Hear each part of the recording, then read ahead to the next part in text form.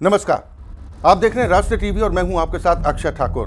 गोवा, जहां संतों की विरासत है, संस्कारों की पहचान है, जहां लोग सर्वधर्म समभाव की भावना के साथ रहते हैं, उसी गोवा की धरती पर सेंट फ्रांसिस जेवियर पर की गई अपमानजनक टिप्पणी ने बवाल खड़ा कर दिया है। और इस विवाद की जड़ है खुद को सनातन महासंघ का संस्थापक बताने वाला गौतम खट्टर, जो एक यूट्यूबर है, खुद को कथित पत्रकार भी बताता है। उसी गौतम खट्टर की टिप्पणी ने पूरे प्रदेश को गुस्से से भर दिया है। विवाद बढ़ने पर गोवा पुलिस की ओर से गौतम खट्टर पर मुकदमा दर्ज किया गया। इसके साथ ही हरिद्वार से उसके भाई माधव खट्टर को गिरफ्तार किया गया। उस पर आरोप है कि उसने ही उस स्क्रिप्ट को तैयार किया था, जिसके बाद ये हंगामा खड़ा हुआ।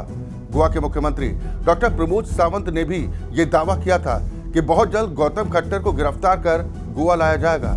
पुलिस की टीमों ने आखिरकार गौतम खट्टर को गिरफ्तार कर लिया, उसकी पेशी करवाई गई।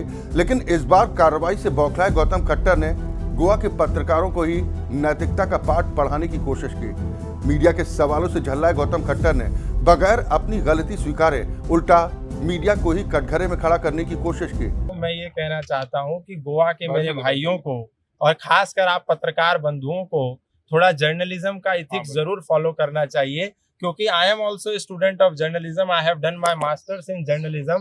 I think Goans, especially media persons of Goans, doesn't have the decorum of journalism. So you need to follow the ethics of journalism first. And second thing what I want to say, कि आप लोग थोड़ा अभी देश में क्या है, दो प्रकार के लोग हैं। एक होता है अनपढ़ व्यक्ति, एक होता है पढ़ा लिखा व्यक्ति। सर एक मिनट आप जर्नलिज्म के बारे में पूछ रहे हैं ना, ये जर्नलिज्म के लिए हमको ज्ञान मत दीजिए सर। गोवा जर्नलिज्म को ज्ञान मत दीजिए।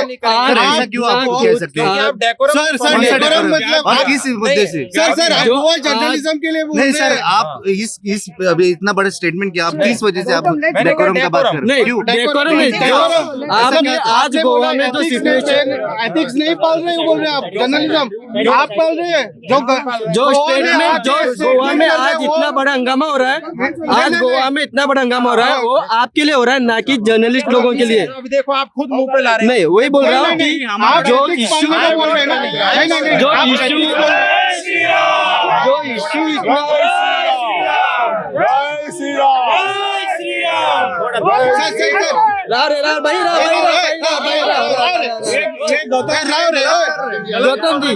गौतम जी आपने नहीं आपने बोला है जर्नलिज्म सीखना पड़ेगा, हमको आप मत सिखाइए सर।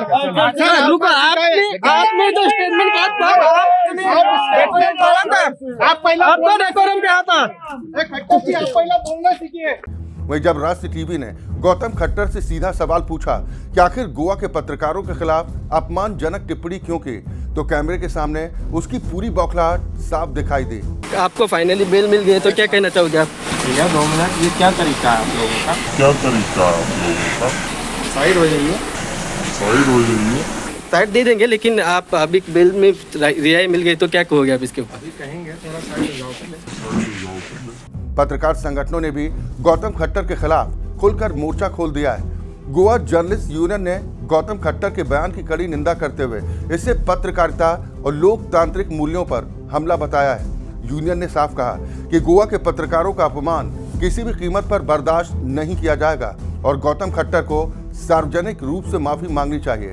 यानी जिस शख्स पर खुद अभद्र भाषा और विवादित बयान देने के आरोप हैं, वही अब पत्रकारों को नैतिकता का पाठ पढ़ाने निकला है। सिर्फ पत्रकार संगठन ही नहीं, बल्कि राजनीतिक दल भी इस मुद्दे पर आक्रामक हो चुके हैं। कांग्रेस ने सरकार से सवाल पूछा है कि आखिर ऐसे लोगों के खिलाफ सख्त कार्रवाई क्यों नहीं हो रही। गोवा फॉरवर्ड पार्टी ने भी गौतम खट्टर की टिप्पणी को शर्मनाक बताते हुए कहा कि गोवा की पहचान को बदनाम करने की कोशिश बर्दाश्त नहीं की जाएगी। विपक्ष का आरोप है कि सरकार की चुप्पी कई सवाल खड़े कर रही है, जिसके बाद सवाल उठ रहे हैं कि क्या सत्ता के दबाव में कार्रवाई धीमी है, क्या राजनीतिक संरक्षण की वजह से विवाद बढ़ता जा रहा है, और सबसे बड़ा सवाल, क्या गोवा की अस्मिता से खिलवाड़ करने वालों को खुली छूट दी जा रही है। गौतम खट्टर की सेंट फ्रांसिस जेवियर को लेकर की गई अभद्र टिप्पणी ने न सिर्फ धार्मिक भावनाओं को ठेस पहुंचाई, बल्कि गोवा की सामाजिक संस्कृति और पत्रकारिता की मर्यादा पर भी सवाल खड़े कर दिए। और अब इस पूरे मामले ने राजनीतिक और सामाजिक भूचाल ला दिया है। गोवा के लोगों में जबरदस्त नाराजगी है। सड़कों से लेकर सोशल मीडिया तक विरोध की आवाजें उठ रही हैं। लोग पूछ रहे हैं कि आखिर गौतम खट्टर को किसने अधिकार दिया कि वो गोवा की आस्था और यहाँ के सम्मानित पत्रकारों को निशाना बनाए। वहीं दूसरी तरफ हिंदू मंच के कार्यकर्ताओं ने बड़ी संख्या में पुलिस मुख्यालय का घेराव कर दिया। हिंदू मंच के कार्यकर्ताओं ने खुलकर गौतम खट्टर का समर्थन तो नहीं किया, लेकिन गोवा में पहली बार हुई गंगा आरती पर टिप्पणी करने वालों की भी गिरफ्तारी की मांग की है। पुलिस प्रशासन को 3 दिन का अल्टीमेटम देते हुए हिंदू मंच के कार्यकर्ताओं ने ये चेतावनी दी है कि अगर कार्रवाई नहीं हुई तो आंदोलन और तेज होगा। लेकिन इस पूरे विवाद में सबसे अहम सवाल यही है कि क्या अभिव्यक्ति की स्वतंत्रता के नाम पर किसी की धार्मिक भावनाओं, पत्रकारों और समाज की गरिमा का अपमान किया जा सकता है? लोकतंत्र में आलोचना का अधिकार जरूर है, लेकिन अभद्रता का अधिकार किसी को नहीं है। और जब कोई व्यक्ति बार बार विवादित बयान देकर समाज को बांटने की कोशिश करे तो फिर सवाल उठना स्वाभाविक है। गोवा आज सिर्फ एक बयान पर नाराज नहीं है, गोवा उस मानसिकता के खिलाफ खड़ा है जो विवाद पैदा करके सुर्खियां बटोरना चाहती है। सवाल सिर्फ गौतम खट्टर का नहीं, सवाल उस जिम्मेदारी का है जो सार्वजनिक मंच पर बोलने वाले हर व्यक्ति की होती है, क्योंकि शब्द केवल बयान नहीं होते, शब्द समाज का माहौल भी तय करते हैं। और जब शब्द मर्यादा तोड़ते हैं तो जनता जवाब मांगती है। गौतम खट्टर जो व्यक्ति सोशल मीडिया पर बड़े बड़े दावे करता है, वो अब सवालों के जवाब देने से भागता नजर आ रहा है। न कोई स्पष्ट सफाई, न कोई खेद और न ही कोई जिम्मेदारी, बस बौखलाहट में हर बार मर्यादा को ताक पर रख रहा है। ऐसे लोगों पर कानून का डंडा इतना जोर का चलना ही चाहिए जिससे कोई भी दूसरा व्यक्ति ऐसी हिमाकत दोबारा करने की हिम्मत न जुटा सके। नमस्कार।